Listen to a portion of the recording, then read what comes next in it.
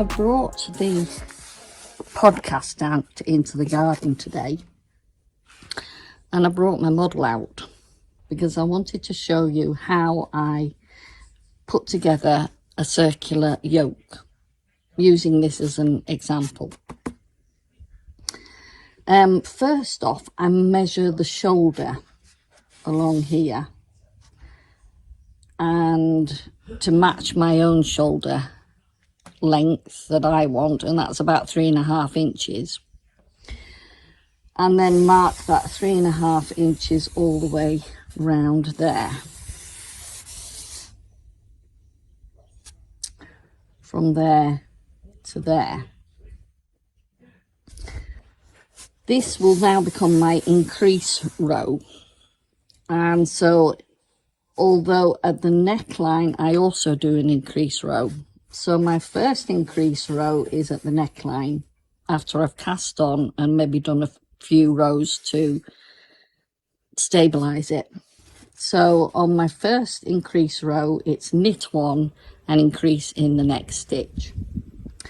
3.5 inches later, my next increase row is knit 2, increase 1 in the next stitch. Then I split the measurement, because this is where I want to divide down here. So I'll have measured that, and that'll be about 9.5 inches. I sometimes make it a little longer, say like another inch, 10.5 inches, but 9.5 seems to be okay.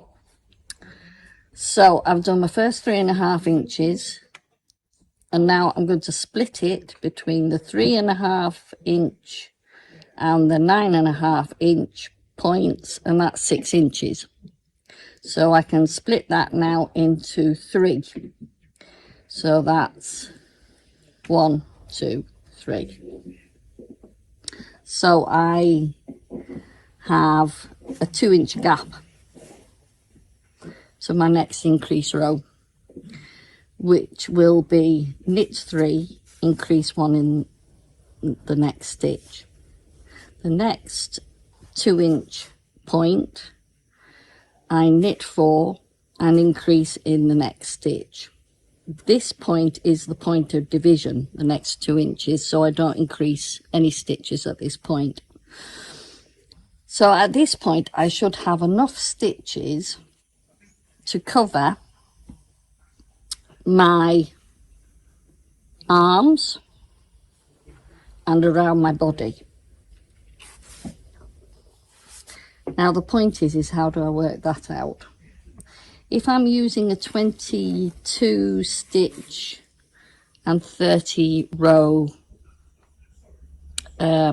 stitch gauge in 4 inches, which is generally related to the double knit. So double knit, if you look on your ball band, usually says 22 stitches by 30 rows for a 4 by 4 inch or 10 by 10 centimetre tension swatch. So if I'm working on that, then what I tend to do is divide the 22 stitches by 4, and that gives me 5.5 stitches per inch. And I work out how many stitches I require for around the whole body and the biceps. So the whole body on this model is 38 inches, right? So it's 38 inches times 5.5 for the body, 5.5 stitches. And then round the biceps is 12 inches, i.e. So 12 inches times 5.5 stitches on each side, so that's times 2. Then I add all those figures together and I get 62 inches times 5.5 stitches, which comes to about 341 stitches in total on your circular needle.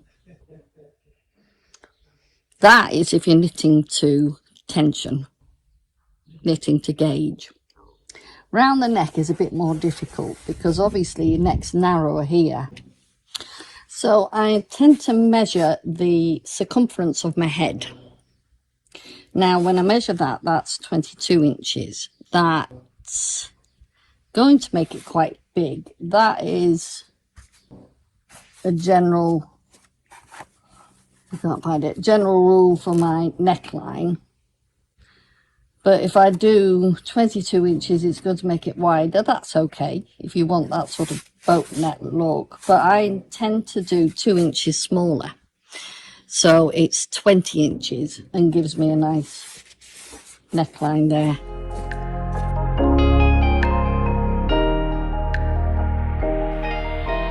So I'm back on my sofa and I'm going to start to make a little cotton t-shirt.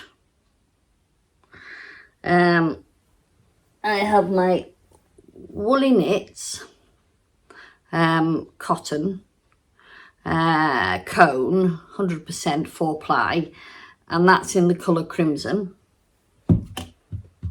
I've actually wound a bit off, so I'm going to do it, going to do two threads together. So I'm going to just knot that at this end. I'm giving myself 2.5 lengths to do the thumb method cast on. Now, what a job it was to find this needle. I've had to take it out of some other work. And this is the problem at the moment. I've got too many cast-ons, too many whips. Anyway, so I'm going to, with my thumb method, cast on the neck edge, which I worked out to be 110 stitches. Because my circular needle is rather long, I'm going to have to do the magic loop method for a little bit. I've had enough, yeah, I've had enough. Say you've had enough. We wanted love, but clothes is not enough. Say you've had enough. Yeah, I gave it time and you really tried, but you're sick and tired, baby, so am I. I've had enough, yeah, I've had enough. Say you've had enough. I've had enough, say you've had enough. Yeah, I've had enough, say you've had enough. So I've casted on the amount I want, and now I'm going to join, making sure I don't twist everything. So I'm going to do a few rows of garter stitch. I'm starting off with a knit just for now, to give it a bit of stability. Now, if you want to make this neck narrower, then after you've knitted the top, or even when you've got to the dividing of the body and the arms, the sleeves, you could always do a little single rib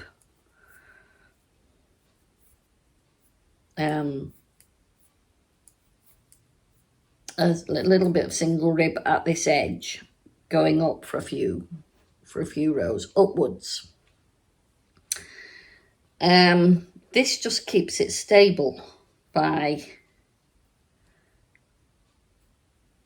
doing a couple of rows first of garter stitch, but I'm making this into a t-shirt, so I want to give it a kind of a boat neck. So I'm knitting all the way around at the moment. This pattern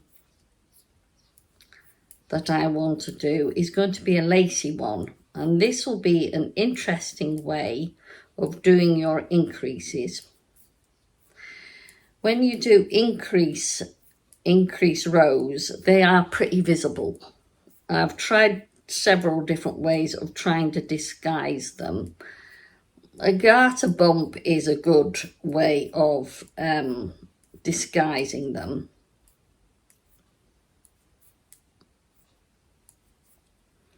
But if you're doing it in stocking stitch, it will be visible. just slightly, but you know it's there, and when you're conscious of it, you know. Right, I'm getting around this. Like I say, I'm going to have to do magic loop at this point because I haven't got a short enough circular needle for this. And I want to do a couple of garter bump rows. So come back when I've got there, all right? Now, I've actually knitted that very first row. Oops, and now I'm trying to join, so I need to take that underneath there. And then I'm going to do the garter row, which is a purl. So I'll put my needle, I'm here, I'll put my needle there and made sure that everything's straight, and now I'm into my purl. That was quite easy, wasn't it? Quite easy join. So now I'm just purling around.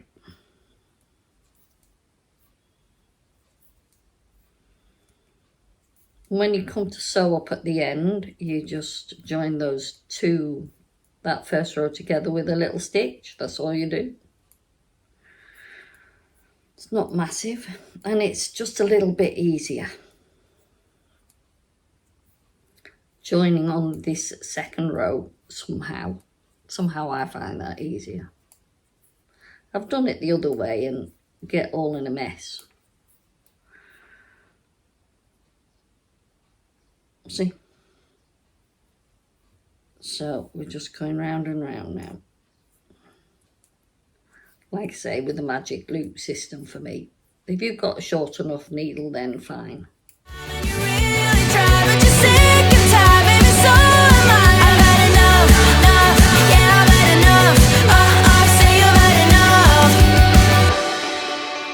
Oh, it's so hot outside.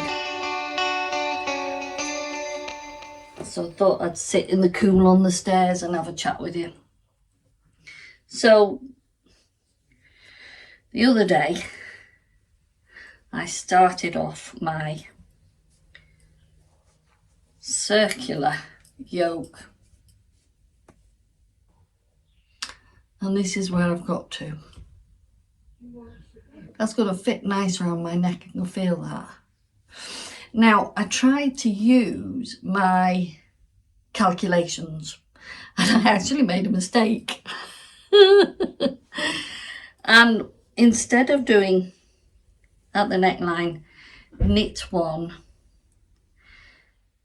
knit into the next, increase into the next stitch, what I'd done was knit one, yarn round the needle, knit one, yarn round the needle, knit one, which in effect doubled the amount of stitches. So I've had to reorganize my increases.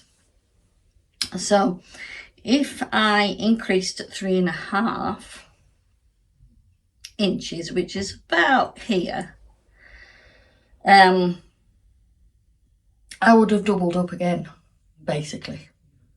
So I didn't need to actually increase here. So on my 2-inch, my first 2-inch increase row, so I increased there. I would have increased there, but I didn't. But I increased here, and you can just about see where I've increased along there. And that, what I did was I knit 3 and increased in the next stitch instead of, I missed out a complete increase row. So knit, it should have been knit 1, knitting, increase in the next stitch. Then it should have been about here, knit 2, increase in the next stitch. So I missed that out completely and knitted 3 and increased in the next stitch. Then 2 inches later, around about here, I did my next increase row. And 2 inches afterwards, I divided for my sleeve and body. The other thing is, what I found with the cotton yarn is I cannot get gauge with 22 stitches and 30 rows to 4-inch, a 4-inch square with this. So like I said, I divided it by 4 and I get 5.5 stitches per inch. On this particular one, it's 5 stitches per inch, which means it would have been far bigger. So when I came to calculate the stitches I needed for my last increase row, I divided the amount of stitches that I would have had on, and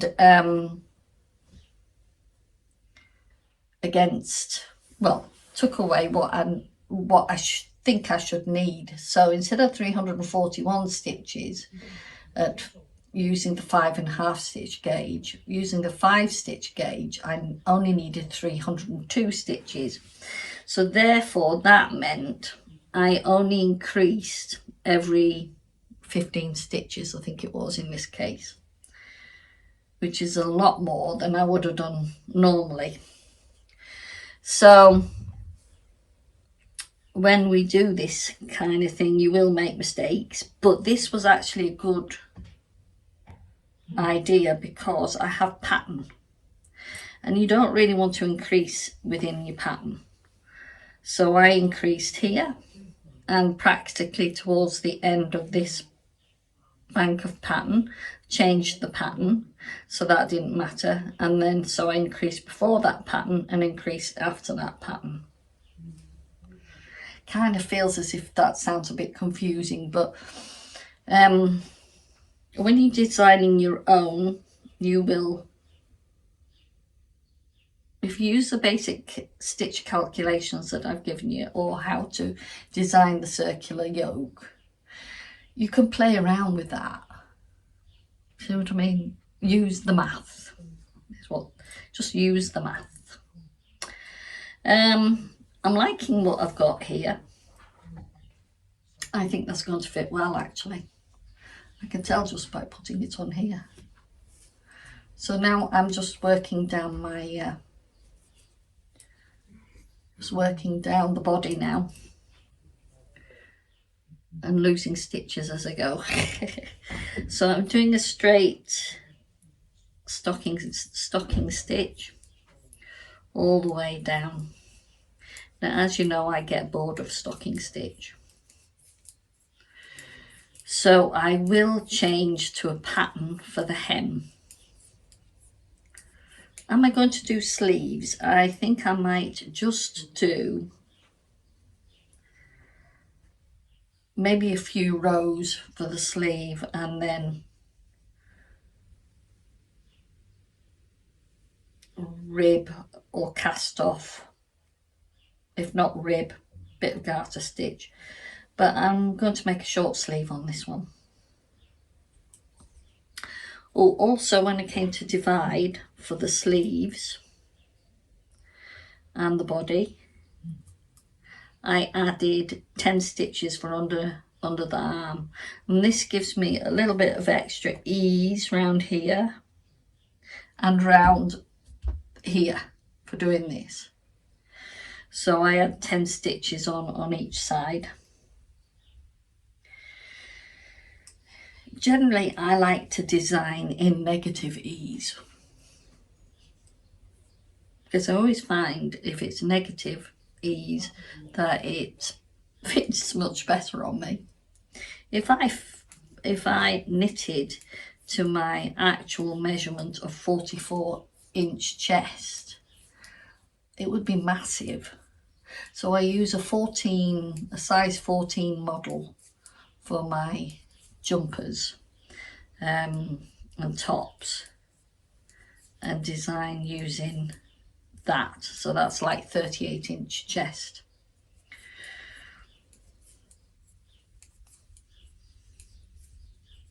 And it seems to work.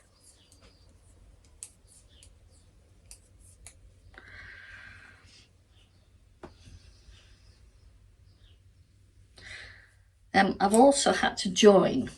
Now, somebody asked me about how do I join. This is how I join.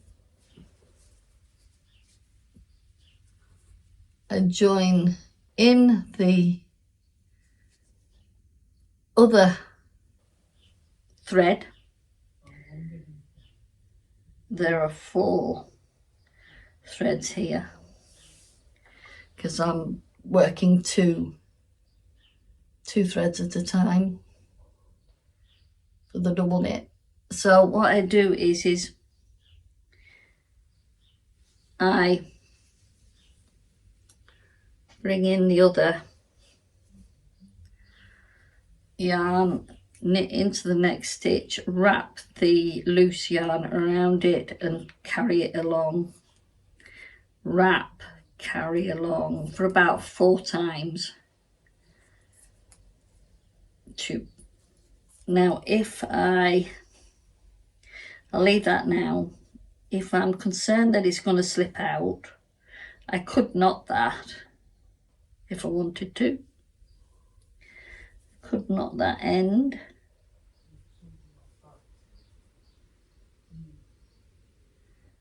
And then trim the ends off. The join isn't that visible. See, there's no visible end join. You can't see where I've done it. And then just trim off those ends, and that would be fine.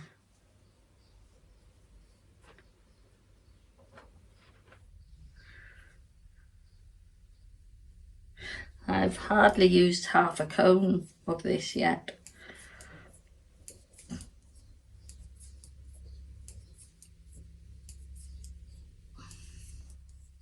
I just checked the heat outside, and you have to take into the account that we have a wind chill factor here, but on the fence it's like 36 degrees centigrade. So I think with the wind chill we're probably talking about 24, maybe a little more. No, about that I would say. That's hot for us.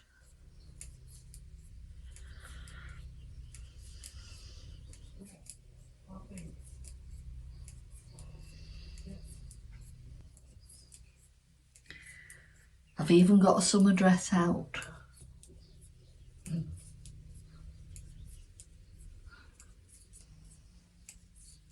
It's actually quite comfortable sitting on the stairs. I can see the garden outside.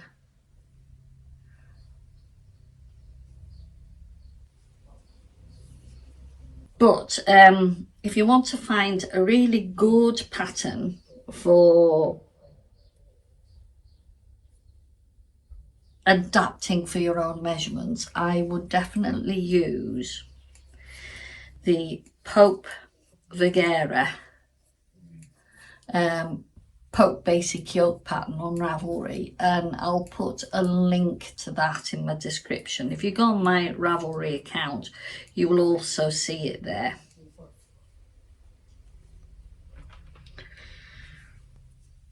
If you have any questions, please do put them in the comments, and I'll try to explain my methodology. I've tried to do it the best I can, but I know it's still quite limited. But there are, like I said, there is a basic yoke pattern out in Ravelry, which is free. You don't have to pay for it. It's a free pattern.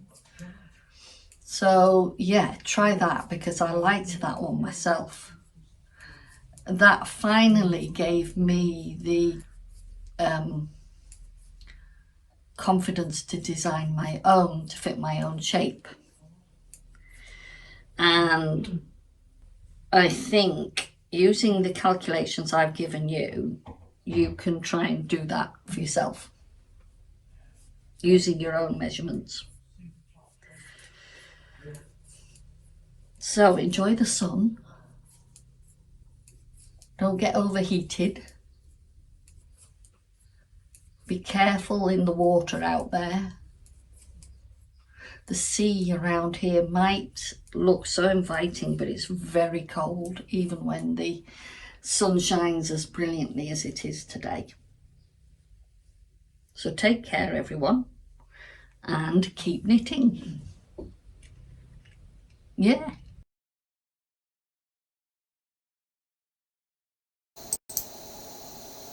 So the sun is following me around today.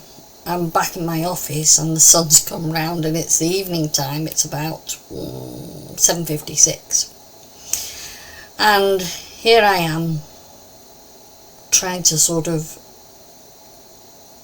edit the tutorial and realizing how difficult it is to do a tutorial.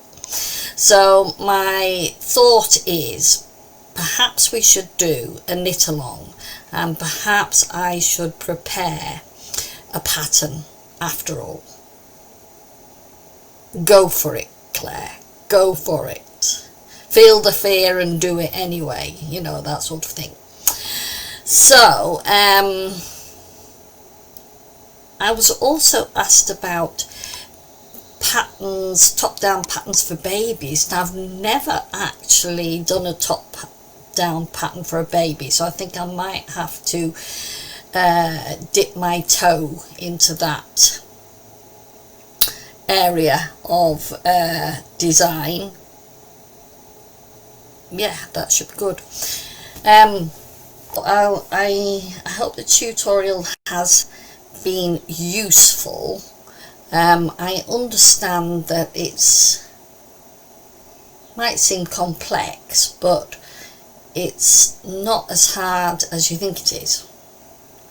As long as you take your own measurements and the length of the yoke that you want to achieve,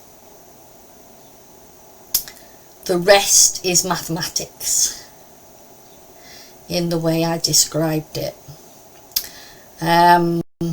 A nice stocking stitch, plain stocking stitch yoke doesn't need messing around with. You just follow the calculations that I gave you. When it comes to patterning, that's a different matter, because you've got to mix and match it in to the your swatch of the pattern. So that means you will have to play around with it. Yeah, so like I said, any questions you might have, please put them in the comments below. Please like, and please share this with anybody you think might be interested, because once I start getting to that point in subscribers and watch time hours, I can then put up a shop on YouTube and sell any of the things I've already made, and also perhaps start selling some patterns. I've just got to bite the bullet, haven't I, and do it. So there you go. Well, it's lovely to have spent some time with you this week. Take care, won't you? It's very hot, and even in Orkney I just cannot believe how hot it is in Orkney. We've had it so cold for so long, and now it's hot. Do you know what? We British always complain about the weather, whether it's hot or whether it's raining, cold, windy, snowing, icy, frosty, you name it. We always complain about the weather. I'm going to book the trend today. It's been a beautiful day. Isn't it lovely? We should have some more of this. Ta-da!